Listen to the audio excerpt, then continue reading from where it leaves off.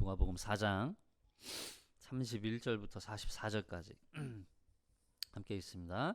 갈릴리의 가버나움 동네에 내려오사 안식일에 가르치심에 그들이 그 가르치심에 놀라니 이는 그 말씀이 권위가 있음이로라. 회당에 더러운 귀신 들린 사람이 있어 크게 소리질러 이르되 아 나사렛 예수여 우리가 당신과 무슨 상관이 있나이까? 우리를 변하러 왔나이까? 나는 당신이 누구인지를 아노니 하나님의 거룩한 자니이다. 예수께서 꾸짖어 이르시되 잠잠하고 그 사람에게서 나오라 하시니 귀신이 그 사람을 무리 중에 넘어뜨리고 나오되 그 사람은 상하지 아니한지라. 다 놀라 서로 말하여 이르되 이 어떠한 말씀인고 권위와 능력으로 더러운 귀신을 명함에 나가는도다 하더라. 이에 예수의 소문이 그 근처 사방에 퍼지니라. 예수께서 일어나 회당에서 나가사 시몬의 집에 들어가시니 시몬의 장모가 중한 열병을 앓고 있는지라. 그들을 위하여 예수께 구하니 예수께서 가까이 서서 열병을 꾸짖으신데 병이 떠나고 여자가 곧 일어나 그에게 수종드니라. 해질 무렵에 사람들이 온갖 병자들을 데리고 나오매 예수께서 일일이 그 위에 손을 얹으사 고치시니 여러 사람에게서 귀신들이 나가며 소리질러 이르되 당신은 하나님의 아들이니이다. 예수께서 꾸짖으사 그들이 말함을 허락하지 아니하시니 이는 자기를 그리스도인 줄 알미러라. 날이 밝음에 예수께서 나오사 한적한 곳에 가시니 무리가 찾다가 만나서 자기들에게 떠나시지 못하게 만류하려 하매 예수께서 이르시되 내가 다른 동네에서도 하나님의 나라 복음을 전하여야 하리니 나는 이 일을 위해 보내심을 받았노라 하시고 갈릴리 여러 회당에서 전도하시더라. 아멘. 우리가 누가복음 이제 4장을 조금 계속 좀 자세하게 다루고 있다 보니까 좀 진도가 빨리 나가지는 않습니다. 한 번에 다 다룰 수 있는 분량이 아니에요. 물론 이제 더 함축적으로 말씀을 나눌 수도 있지만 그러나 예수님의 이 행적 또 예수님의 사역 속에는 이 하나님이 이 예수를 통해서 예수님을 통해서 하시는 일들이 과연 우리에게 일상을 살아가는 그리고 여기 이 갈릴리라고 하는 이 지역에서 이 예수님의 사역이 대부분의 모든 사역들이 이루어지는데 과연 이들에게 하나님의 이 예수님의 사역을 통해서 이들이 뭘 깨달아야 하는지 그리고 예수님께서 무엇을 드러내고자 하시는지를 면밀하게 살펴봐야 할 부분들이 있어서 조금 자세하게 다루고 있습니다. 이제 예수님께서 요단강가에서 요한에게 세례를 받으시고 또 성령에 이끌려서 광야에서 시험을 받으시고 그리고 다시 성령에 이끌려서 갈릴리에 오셔서 회당에서 또 가르치시는 사역을 하시죠. 그리고 나사렛이라고 하는 지역으로 다시 또 고향으로 오셔서 그곳 회당에서 또 이사야 말씀을 기준으로 또 말씀을 가르치시죠. 그리고 오늘 다시 이 갈릴리 지역 중에도 가버나움이라고 하는 지역으로 오셔서 또 회당에서 말씀을 가르치세요. 예수님의 사역을 세 가지로 정리를 하면 첫 번째는 가르치시고 두 번째는 고치시고 그리고 세 번째는 멸하시는 사역을 하셨어요. 그러니까 가르친다는 건 곧 이제 구약의 말씀 이들이 알고 있었던 그런 성경적인 지식들 그들이 잘못 배웠던 또 익히 알고 있었지만 제대로 깨닫지 못했던 그런 말씀들을 다시 해석해 주시고 그 본질적인 의미를 가르쳐 주시는 거죠. 그래서 우리는 말씀을 항상 가르침을 받아야 해요.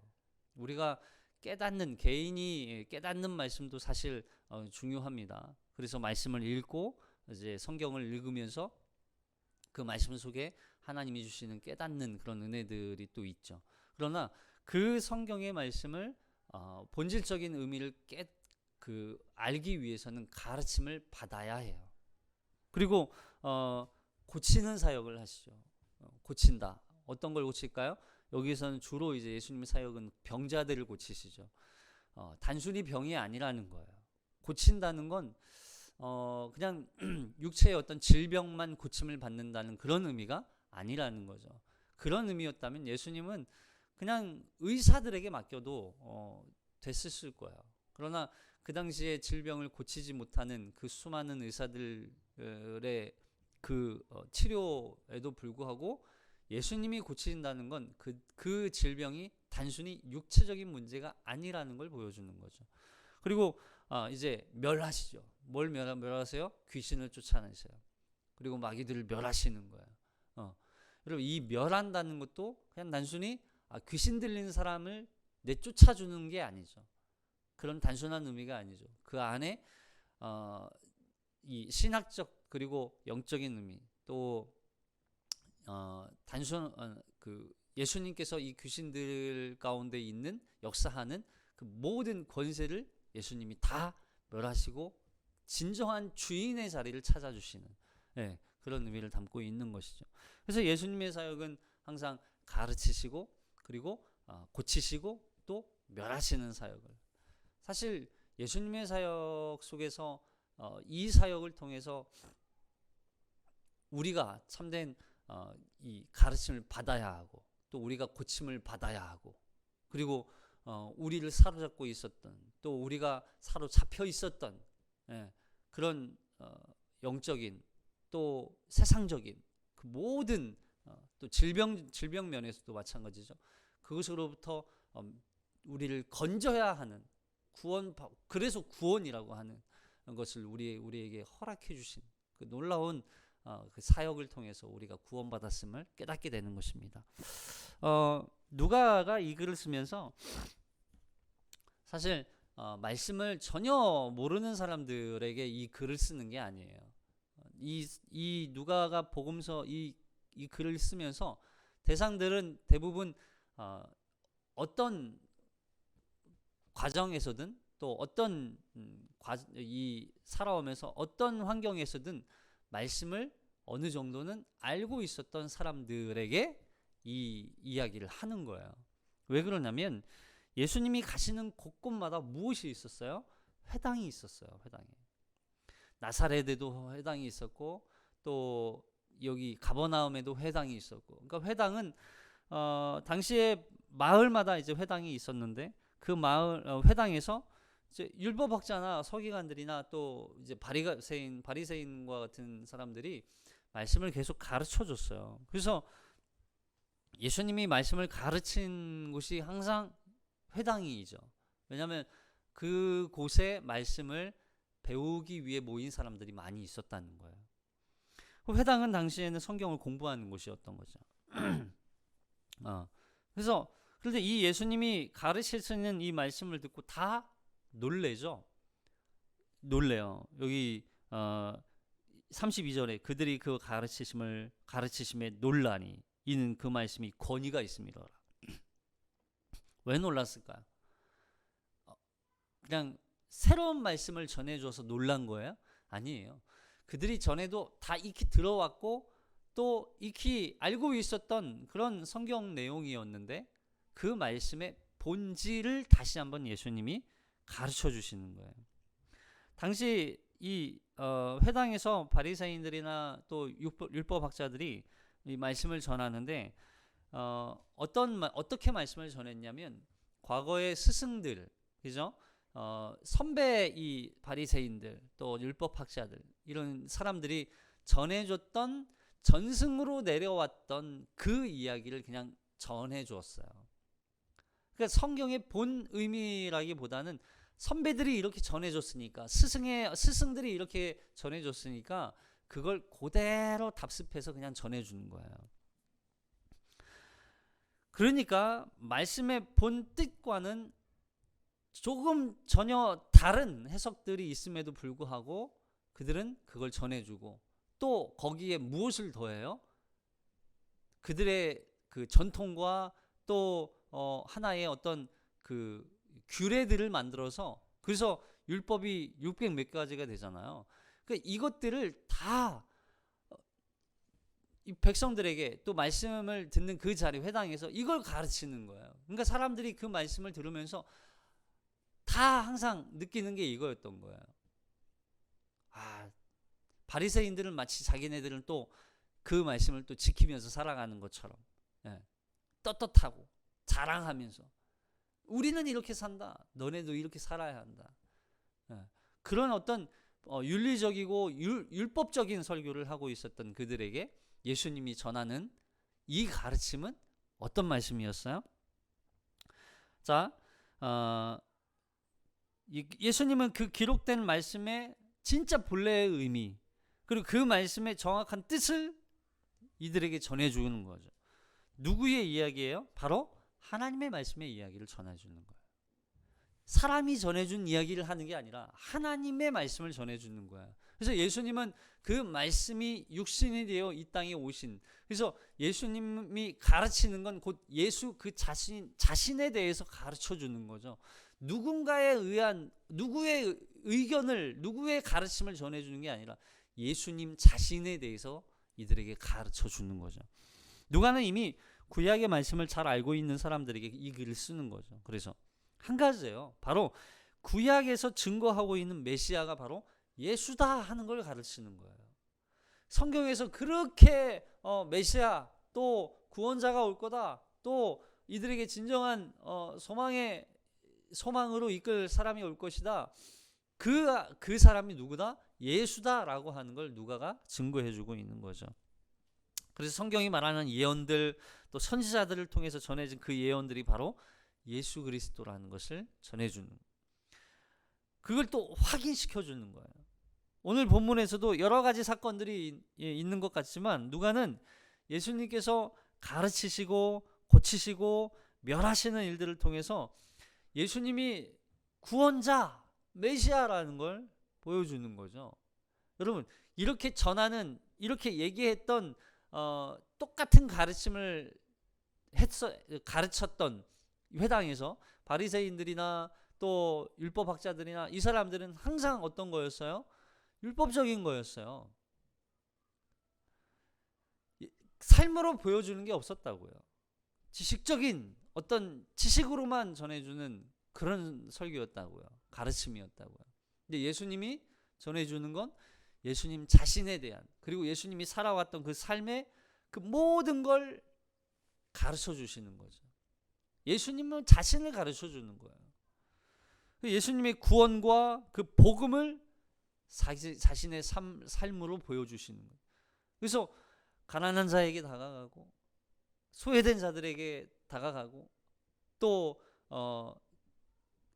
이 연약한 자들에게 다가가서 하나님의 복음의 메시지를. 근데 바리새인들이, 서기관, 율법학자들은 안 그랬다는 거죠, 당시에.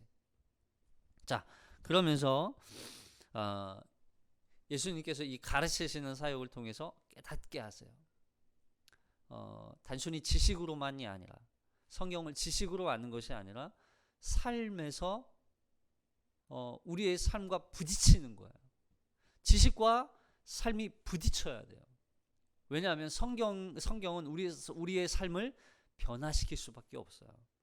성경 말씀, 또 구원받은 하나님의 백성, 여러분, 말씀은 우리의 삶에 우리가 지식으로만 알고 있는 그런 단면적인 그런 영역들을 말씀으로 이제는 그걸 부딪히는 순간 살아가도록 우리를 만드는 게 바로 말씀이에요. 이웃과 함께, 또 우리가 나 자신을 이웃처럼 생각하면서 사랑을 베푸는 거, 지식으로는 알죠. 그러나 그것을 삶으로 살아내도록 하는 건 말씀 속에 있는 능력과 권위예요. 그게 능력이죠. 그것들을 또 깨닫게 하시고, 또 진정한 구원의 의미가 무엇인지를 말씀을 통해서 우리가 깨닫게 되는 거죠. 그래서 예수님은 항상 우리를 가르치시는 사역을 감당하신 거죠. 자, 그러면서 33절에 볼게요. 누가복음 4장 33절부터 34절 읽어보겠습니다. 시작. 회당에 더러운 귀신 들린 사람이 있어 크게 소리질러 이르되, 아, 나사렛 예수여, 우리가 당신과 무슨 상관이 있나이까? 우리를 멸하러 왔나이까? 나는 당신이 누구인 줄 아노니 하나님의 거룩한 자니이다. 자, 여기 더러운 귀신 들린 사람이 예수님을 만나게 되죠. 예수님을 만나자 이가 안 거예요. 예수님이 누구인지 아니까 예수님을 향해서 더 이상 상관하지 말고 그냥 갈 길 가십시오. 우리를 상관하지 마십시오. 관계 없잖아요. 우리랑 관계 없지 않습니까? 그냥 상관하지 말고 그냥 갈 길 가십시오. 이렇게 얘기하는 거예요. 참 재미있는 표현이 있어요. 여기에 회당에 더러운 귀신 들린 사람이라고 하는 이 표현에는 더러운 귀신 들린 사람, 이 사람이 여러 사람이 아니라 한 사람이라는 거예요. 단수를 썼어요. 한 사람. 그러니까 더러운 귀신 들린 사람이 한 명 있었다는 거예요. 한 사람이 있었다는 거예요. 근데 34절에서 여기 보니까 34절에 우리가 당신과 무슨 상관이 있나이까? 우리를 멸하러 왔나이까? 여기서 우리라고 그러죠. 참 재밌는 표현이에요. 사람은 한 사람인데 우리라고 표현해요. 그러니까 회당 안에는 여러 사람이 있었어요. 근데 그 중에 귀신 들린 사람이 한 사람이 있었어요. 근데 이 사람 안에 귀신이 하나가 아니고 많은 귀신이 있었다는 걸 의미하는 거죠. 여러분, 우리가 군대 귀신 이야기를 잘 알고 있잖아요. 누가복음 8장 27절에 보면, 누가복음 8장 27절에 시작. 예수께서 육지에 내리심에 그 도시 사람으로서 귀신 들린 자 하나가 예수를 만나니 그 사람은 오래 옷을 입지 아니하며 집에 거하지도 아니하고 무덤 사이에 거하는지라. 예수를 보고 부르짖으며 그 앞에 엎드려 큰 소리로 불러 이르되 지극히 높으신 하나님의 아들 예수여, 당신이 나와 무슨 상관이 있나이까? 당신께 구하노니 나를 괴롭게 하지 마옵소서 하니, 이는 예수께서 이미 더러운 귀신을 명하사 그 사람에게서 나오라 하셨음이라. 귀신이 가끔 그 사람을 붙잡으러 그를 쇠사슬과 고랑에 매어 지켰을 때 그 맨 것을 끊고 귀신에게 몰려 광야로 나갔더라. 예수께서 내 이름이 무엇이냐 물은즉 이르되 군대라 하니 이는 많은 귀신이 들렸습니다. 그러니까 귀신 들린 사람이 한 사람이었지만 그 안에 있는 귀신은 여러 귀신이었다는 거죠. 그러니까 여기서 이 단순히 하나라고 하는 이 표현은 숫자적으로 하나가 아니라 그 안에 하나하나가 모인 전체를 가리켜서 하나라고 보는 거죠. 그래서 군대라고 표현하는 것처럼, 사실 이 항목은 우리 이 마가복음 7장 21절에 보면, 마가복음 7장 21절 있죠? 말씀 읽어볼게요. 시작. 속에서 곧 사람의 마음에서 나오는 것은 악한 생각 곧 음란과 도둑질과 살인과 간음과 탕욕과 악독과 속임과 음탕과 질투와 비방과 교만과 우매함이니. 여기서 이렇게 말하는 한 가지는 뭐예요? 하나는 곧 악한 생각이에요. 근데 악한 생각이 하나라는 거예요? 두 개라는 거예요? 여러 개라는 거죠. 악한 생각은 여러 개라는 거예요. 그래서 악한 생각은 하나로 표현하지만 나머지는 여러 개가 합쳐져서 하나가 되는 거예요. 이런 거죠. 악한 귀신이 하나지만 그 안에 역사하는 수많은 죄악들은 너무 많으니까 군대라는 표현을 쓰는 거죠. 그런데 이 예수님은 그럼 무리를 뭘 하기 위해서 오셨어요? 멸하러 오셨다는 거예요. 멸하러. 결국 예수님은 귀신을 멸하시는 심판자로 오셨다는 걸 가르치는 거죠. 심판자로 오셨어요. 이 땅에, 이 세상은 어떤 나라예요? 결국 이 세상은 마귀의 나라예요. 귀신의 나라. 그리고 이 나라 속에 이 나라 속에 살고 있는 자들이 바로 우리란 말이에요. 여러분, 세상이라고 하는 이 영역은 그냥 단순히 눈에 보이는 이런 건물과 또 사람으로 구성되어 있는 곳이 아니라 이곳을 사로잡고 있는 악한 영들과의 싸움인 거예요. 근데 예수님이 그것을 멸하러 오셨다는 거예요. 귀신이 나와 무슨 상관입니까? 라고 말하는 건, 그럼에도 예수님은 이 귀신을 쫓아내시죠. 결국 예수님이 심판을 통해서 뭘 얘기하시냐면, 그러니까 이 귀신이 지금 이 사람을 사로잡고 있는 거예요. 그러니까 이런 거죠. 귀신이 한 사람을 사로잡는 건 이 사람을 귀신으로 만드는 게 아니죠. 귀신의 영역, 귀신의 그 권세 아래 억눌리고 억압하고 이 결국 압제하는 거죠, 귀신이. 근데 이 사람을 하나님이, 예수님이 이 땅에 오셔서 이 귀신을 쫓아내시는 사건을 통해서 자유를 선포하는 거예요, 결국엔. 그래서 보시면 여기 보면 누가복음 19장 10절에, 누가복음 19장 10절 시작. 인자가 온 것은 잃어버린 자를 찾아 구원하려 함이라. 그러니까 결국 예수님이 오셔서 이 귀신을 멸하시는, 그래서 심판하시고 이 귀신의 종로를 타고 매여 있고 얽매였던 이 자를 자유케 하는 사건을 통해서 이 세상 가운데 억눌리고 또 구속되고 억압되어 있는 하나님의 잃어버린 백성들을 어떻게 하는 거예요? 도로 찾으시는 거예요. 마귀로부터 자유케 하시는 거예요.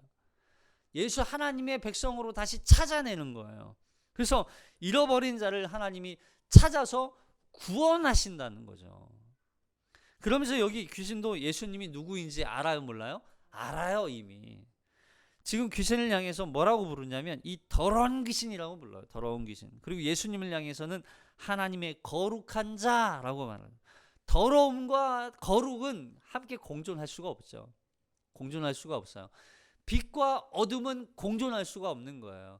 어둠은 빛이 오는 순간 물러나게 돼 있는 거예요. 이런 어둠을 물리치는 건 빛밖에 없어요. 어둠이 아무리 더 칠흑같이 어둡고 짙은 어둠이라 할지라도 빛 하나, 아주 작은 빛 하나가 들어오면 어둠은 물러나게 돼 있는 거예요. 죄도 마찬가지예요. 죄가 물러나는 방법은 거룩해요. 거룩이에요. 더러운 귀신을 쫓아내는 건 거룩한 하나님의, 더러운 귀신을 쫓아내는 건 거룩한 예수님이 오셔야 가능한 거예요. 결국 보세요. 우리 안에 더러움이라고 하는, 죄라고 하는, 어둠이라고 하는 존재가 우리 안에 있으면 우리 안에 있는 이 세상에 예수님이 오셨듯 우리 안에도 예수님이 들어오셔야, 예수님이 오셔야 우리 안에 있는 더러움과 또 죄악과 또 어두움이 물러나게 되어 있는 거예요. 물러나게 되어 있는 거예요. 우리가 뭘 막 더 열심히 하고 말씀을 더 많이 읽고 또 기도를 많이 하고 헌금을 많이 하고 어떤 연단의 과정을 막 우리가 스스로 어떤 일을 해서 우리가 거룩해지는 게 아니라 우리 안에 예수님이 들어오고 예수님이 그 영역이 더욱더 넓어지면 우리 안에 있는 더러움이, 죄악들이, 어두움이 물러나게 돼 있는 거예요.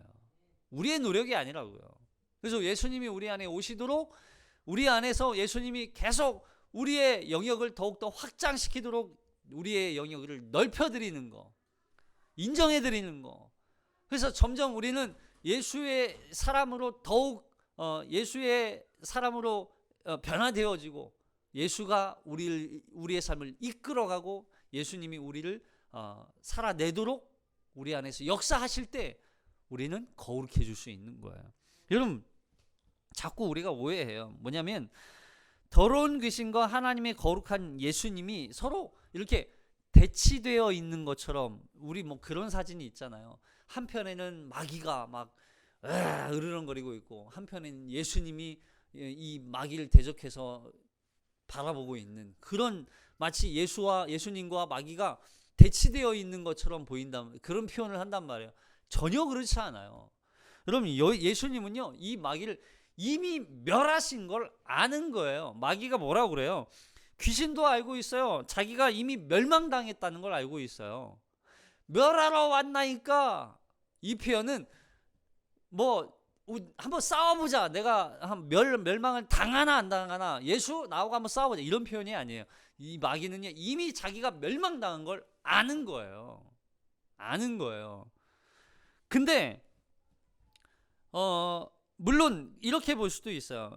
마치 마귀가 하나님을 대적할 수 있을 만큼, 그리고 하나님도 마귀는 쉽게 이기지 못하는 것처럼 어떤 팽팽한 어떤 전쟁처럼 인식할 수 있어요.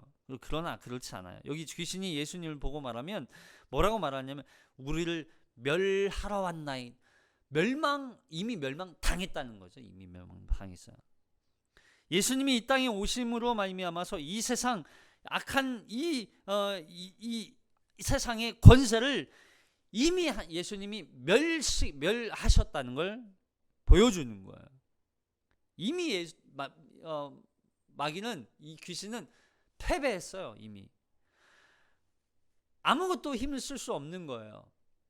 뭐 예수를 향해서 대적해요? 그렇지 않은 거죠. 그냥 물러나는 거예요. 이미 패배했어요. 이미 떠났어요. 이미 망했어요. 끝났다는 거예요. 예수님이 이 땅에 성육신으로 오시는 사건이 바로 이미 예수님이 이겼다는 걸 선포하는 거예요. 그래서 예수님이 오시기 전까지는 마귀의 나라인 것처럼 보였고, 마귀가 마귀의 세상인 것처럼 보였지만, 그래서 사람들을 사로잡고 죄와 죽음의 종로를 타게 만들고 마귀의 자식으로 살아갔다면, 그러나 예수님이 오시는 순간 이 세상은 이미 이제 하나님의 나라가 되었다는 걸 기억하라는 거예요. 이 세상은 누구의 나라예요? 하나님 나라예요. 아무리 귀신이 판치고 마귀가 막 판을 쳐도 이미 그들은 패배한 거예요. 이 세상은 예수님이 승리하셔서 승리의 깃발을 이 땅에 꽂은 사건이 구원이란 말이에요.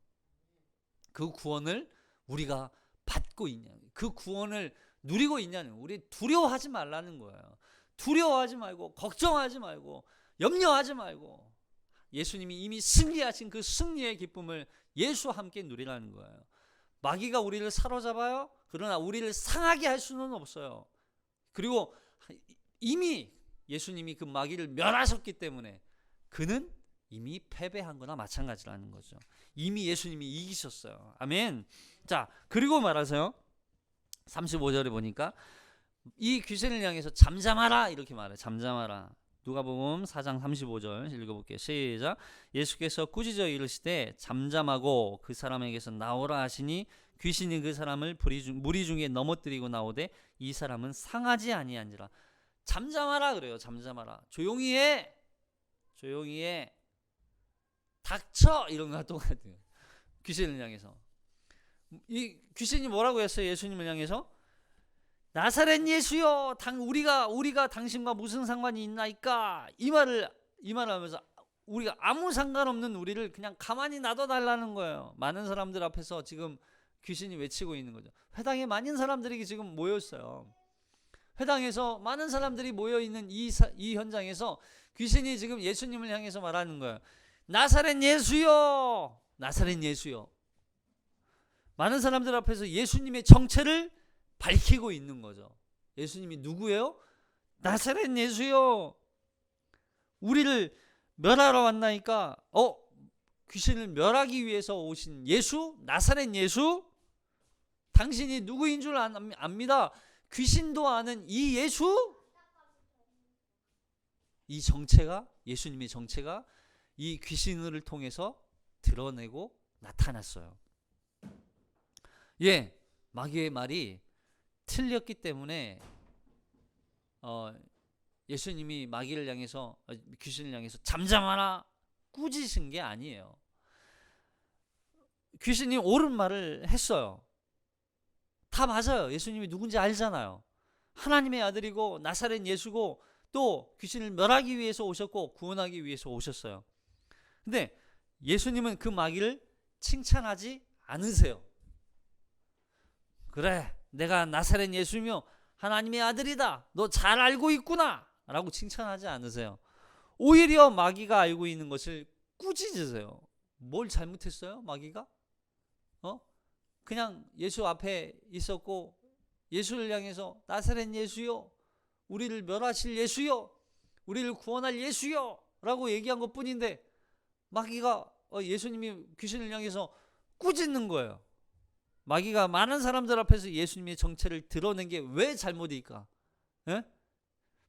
자, 예수님은 지난 시간에도 말씀드렸지만 예수님은 자신을 자기 자신에 대해서 또 어떤 이제 자기 자신을 드러내실 때 어떻게 드러내셔요? 말씀으로 드러내세요. 그러니까 누군가에 의해서 자신의 정체가 드러내지 않으세요. 그러니까 이런 거죠. 지난 시간에 회당에서 가르치실 때 예수님 자신을 어떻게 드러내셨냐면 구약의 말씀으로 예수님을 드러내셨어요. 이사야서의 말씀을 인용하셨잖아요. 주의 성령이, 여기 우리 성경 말씀을 찾아보면 4장 18절에 주의 성령이 내게 임하셨으니 이는 가난한 자에게 복음을 전하게 하시려고 내게 기름을 부으시고 나를 보내사 포로된 자에게 자유를, 눈먼 자에게 다시 보게 함을 전파하며 눌린 자를 자유롭게 하고 주의 은혜의 해를 전파하게 하려 하심이라 하였더라. 이 이야기가 누구라는 걸 얘기하는 거예요? 예수님 자신이라는 걸 얘기하는 거예요. 이 일을 위해서 온 사람이 오신 분이 바로 예수님이라는 거예요. 그러니까 예수님은 누군가에 의해서 예수님은 이런 분이야. 아니요. 예수님은 이런 분이야. 아니요. 예수님은 그냥 병 고치시는 분이야. 아니요. 예수님은 광야에서 시험 받아서 이기신 분이야. 아니요. 이걸 그냥 사람들이 누군가에 의해서 드러내는 게 아니라 말씀을 통해서 예수님의 정체가 드러내는 거예요. 그래서 누가복음 4장 35절에 보니까 자, 여기 권위가 나오죠.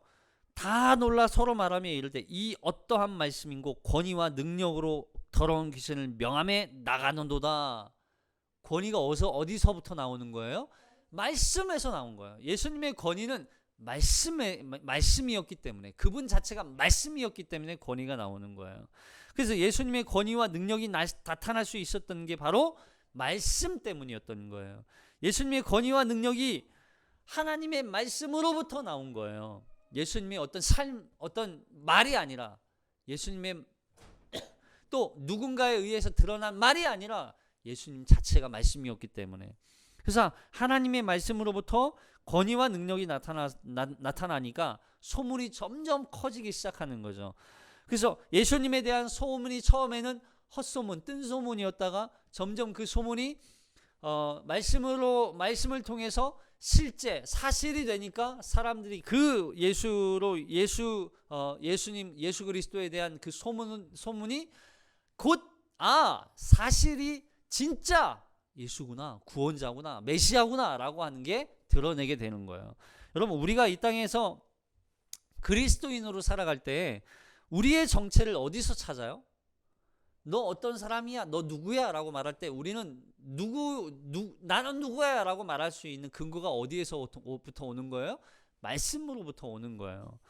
그러니까 누군가에 의해서 내가 증거되는 게 아니에요. 그 사람 어떤 사람이지? 그 사람 착하고 또 인물 좋고 또 제 얘기하는 거 아닙니다. 그 사람 누군가에 의해서 우리의 정체를 드러나는 게 아니라 바로 말씀 속에서 우리의 정체를 찾는 거예요. 말씀으로 우리의 정체를 찾는 거예요. 말씀으로 비춰보고 그 말씀에서 말하는 내가 진짜예요. 내가 말씀에서 말하는 예수 그리스도, 예수의 형체가 진짜인 것처럼, 말씀이 진짜 예수인 것처럼 말씀으로 말하는 내가 진짜인 거예요. 누군가에 의해서 정해진 내가 아니라, 누군가에 의해서 판단되어진 내가 아니라 말씀으로 판단되어진 내가 진짜 모습이라고요. 우리가 오해해요. 누군가가 나를 너무 좋게 얘기하니까 내가 마치 좋은 사람인 것처럼 보여요. 근데 말씀에서 찾아보면, 말씀으로 비춰보면 내가 너무 악한 거예요. 내가 너무 더러운 거예요. 내가 너무 보잘것없는 거예요. 그리고 결국 그 안에서 누구를 찾아요? 예수를 찾기 시작하는 거예요. 나를 구원할 수 있는 분은 예수밖에 없구나. 나를 구원해 주신 분이 바로 예수님이구나 라고 하는 걸 깨닫게 되는 거예요. 그때 비로소 내 정체를 아는 거죠. 귀신들이 예수님이 하나님의 아들이라는 걸 드러내요. 당신 하나님의 아들이잖아요. 근데 예수님은 그걸 말하지 못하게 해요. 잠잠하라, 입 닥치라는 거예요. 입 닥치라.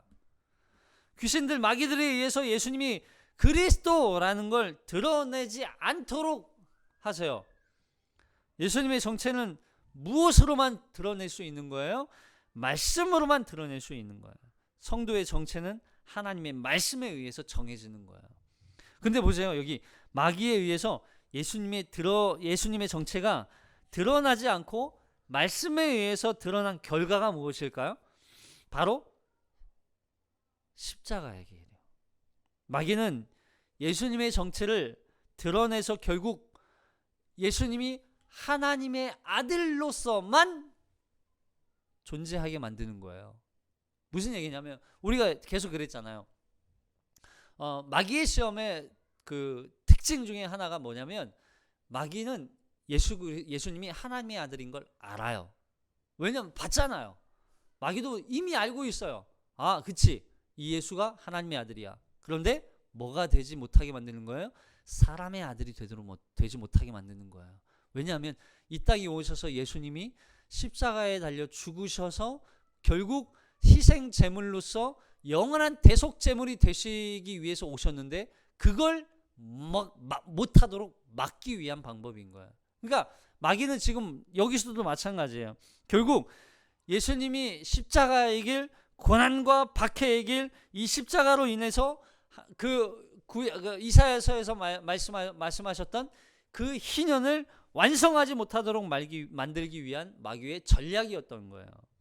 예수님을 십자가에 달려 죽지 못하도록 하기 위한 전략. 그래서 사람들에 의해서 예수님이 그냥 예수님은 이 마귀를 멸하시는 사건을 통해서 예수님은 하나님이셨구나. 인간이 아니라 우리를 죄에서 건질 또 희생 제물로 대속을 이루실 이 땅에 오신 메시아가 아니라 그냥 하나님이야. 예수님은 그냥 하나님이었어 라고 하는 걸 드러내기 위해서. 그래서 마귀가 얘기하는 것을 예수님이 잠잠하라 이렇게 말하는 거죠. 조용히 해라. 왜냐하면 예수님은 이 땅에 오셔서 십자가를 지어 죽기 위해서 오신 분이기 때문에. 그래서 사람들에 의해서 이적과 기적, 병 고치고 또 귀신을 쫓아내고, 우와, 예수님 이적과 기적을 행하시는 분이야. 예수님은 우리의 병을 고치시는 분이야. 그러니까 결국 그거에 그 결과로 이 예수님을 여기 하반절에 보니까 예수님을 이 갈릴리 집 동네 사람들이 결국 어떻게 하세요? 못 가게 만드는 거예요. 예수님 우리와 함께 있어요. 예수님 우리와 좀 계속 같이 살아요. 예수님 우리의 병을 좀 고쳐주시면서 예수님 우리에게 필요를 채워주시고 예수님 또 우리가 당신을 더 높여드리고 예수님 당신이 우리의 왕이 되어주세요. 당신은 우리의 하나님의 아들로서만 있어주세요 라는 이렇게만 얘기하는 거죠. 그래서 이 땅에서 예수님이 하셔야 할 일들을 못하도록 막기 위한 전략이었던 거죠. 그러나 예수님은 이 마귀의 전략을 잘 알고 계셨기 때문에 마귀를 향해서 잠잠하라, 조용히 해라 말씀하시는 그 말씀은 예수님이 가고자 하셨던 그 십자가의 길을 그 누구도 막을 수 없다는 거예요. 말씀으로 오신 예수님을 외면하고 예수님이 십자가의 길을 가지 못하도록 만드는 대적들의 공격을 뒤로 하고 십자가의 죽으심과 온전한 대속을 이루기 위해서 그 말씀을 성취하고 결국 온전한 구원을 완성하기 위해 이 땅에 오셨다는 걸 마귀에게 선포하는 거예요. 잠잠해! 채찍과 몽둥이로 매를 맞고 또 당하셔야 결국 우리의 구원이 완성되기 때문에. 예수님이 이 땅에 오셔서 육체를 입고 오셨어요. 사람의 아들로 오셨죠. 그것을 성경에서 인자라고 하는 표현을 쓰죠. 예수님이 사람의 아들로 이 육체를 입고 오셔야만 했던 이유 중에 하나가 바로 예수님이 십자가에 죽으시고 부활하실 때 어떻게 부활하셨어요? 몸을 입고 부활하셨어요. 영으로만 부활하신 게 아니에요. 마귀는 그걸 막는 거죠. 예수님이 부활하실 때 이 온전한 죽으실 때 그 몸 그대로 부활하시는 거예요. 눈에는 안 보이는 어떤 현상적인 몸으로서 부활한 게 아니에요. 원래 죽으실 때 그 몸 그대로 부활하신 거예요. 그래서 죽으시기 전이나 죽으신 후나 같은 몸이에요. 물론 신령한 몸으로 변화되셨죠. 이 말은 무슨 말이냐면 바로 이 부활이 우리가 얻게 될 아주 영광스러운 부활이라는 걸 말해주는 거예요. 근데 마귀가 이것을 막는 거예요. 예수님은 하나님의 아들이야. 사람의 아들이 아니야. 우리를 위해서 대속제물로 죽기 위해서 오신 분이 아니야. 부활하실 분이 아니야. 그냥 하나님이야. 막는 거죠. 자, 사탄아. 그리고 이 마귀를 멸하시고 이제 뭘 하세요? 베드로의 장모를 시몬의 이제 베드로가 시몬이 이제 베드로니까 장모의 열병을 고치시는 사건이 있죠. 여기 38절부터 읽어볼게요. 38절부터 시작. 예수께서 일어나 회당에서 나가서 시몬의 집에 들어가시니 시몬의 장모가 중한 열병을 앓고 있는지라. 사람들이 그를 위하여 예수께 구하니 예수께서 가까이 서서 열병을 꾸짖으신데 병이 떠나고 여자가 곧 일어나 그들에게 수종드니라.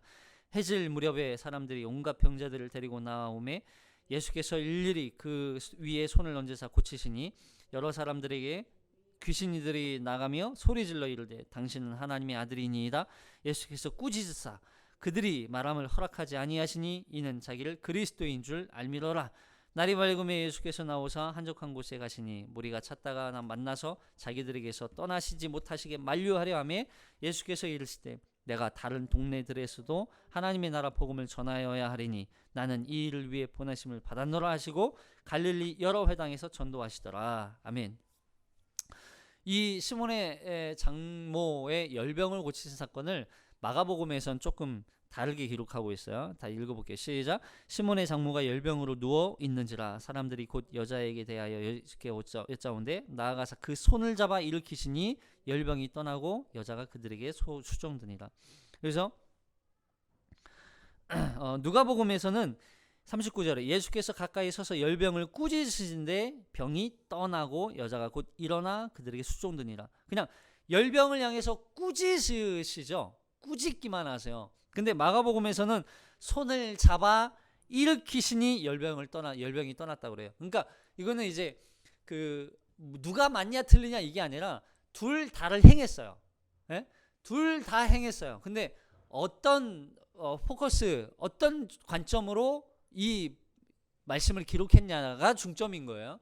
둘 다 행했어요.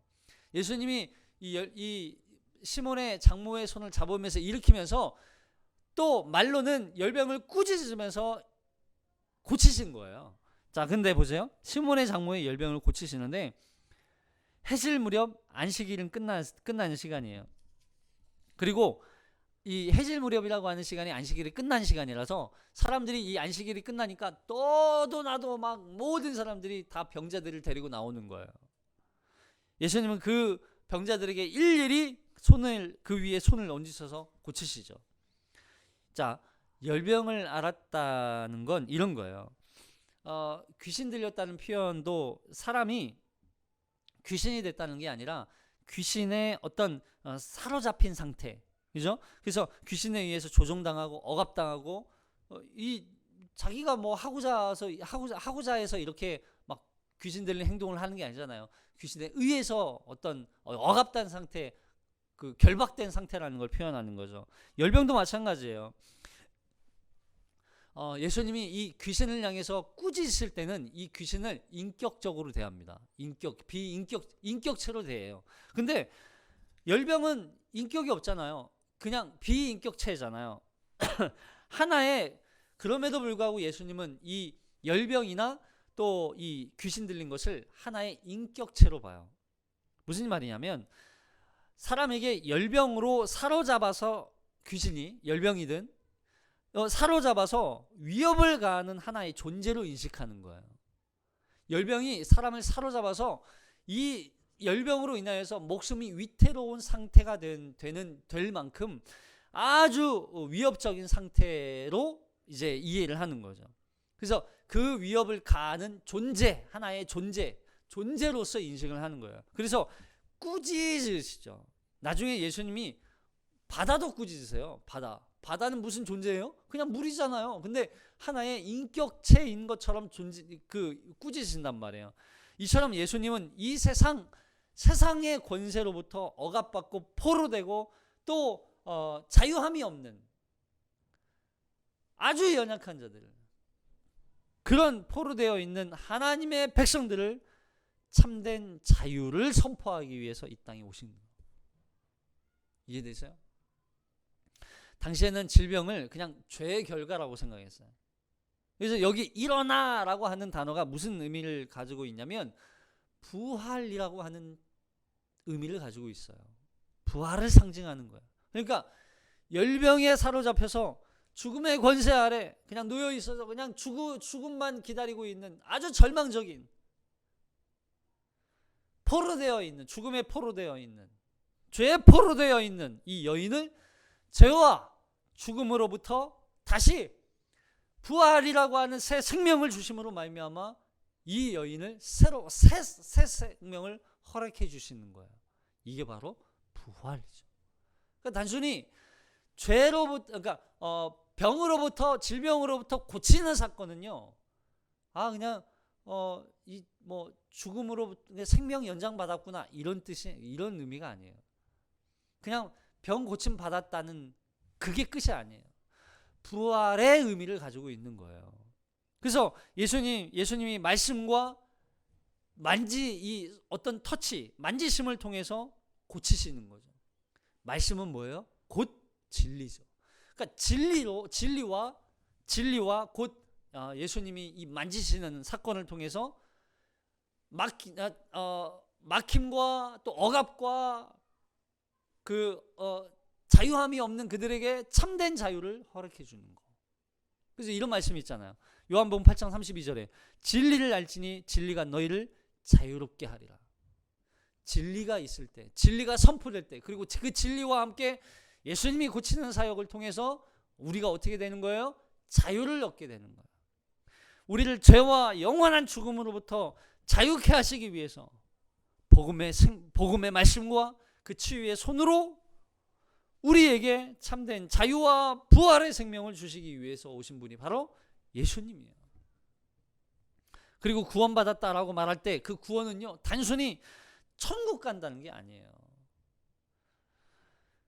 자유와 부활의 생명을 얻었다라고 하는 거죠. 자유와 부활의 생명.